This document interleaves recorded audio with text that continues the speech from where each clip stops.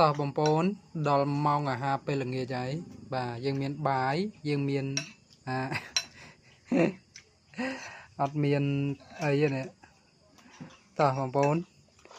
អានេះចង់មកបង្ហាញបំពូនបាទពីមុខម្ហូបមួយប្រភេទដែលមានតែអ្នកស្រែចម្ការទេដែលអាចញ៉ាំបានដែលអាចធ្វើបានអូឥឡូវនេះយើងមានត្រីអាំងហើយតើធ្វើយ៉ាងម៉េចដើម្បីបានមួយបាយនេះត្រីអាំងសាបបំពូនត្រីស្រែត្រីរៀលអីយ៉ាមានគុយទៀតឥឡូវយើងធ្វើម៉េចហើយបង្ការ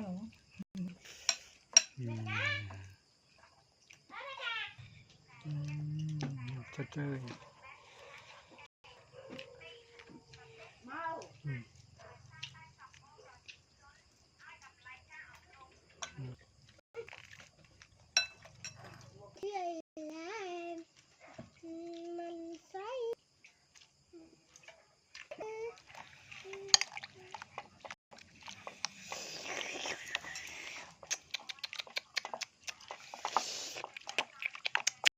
បែបស្រែនេះទាំងអស់គ្នាសាម្ដងទៅអ្នកក្រុងក្រែងអាដែងណែញ៉ាំមកហូបមកប្រភេទនេះឲ្យញៀនអូយតោះអូ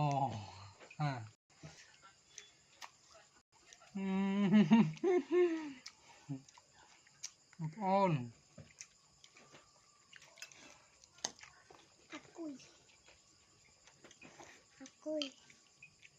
ភ្លឺឡើង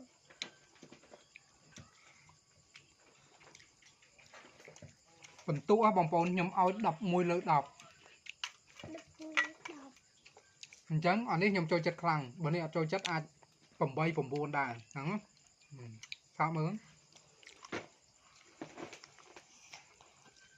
ទៅលក់ទៅយកខាងខាងបងប្អូនអើយទៅយក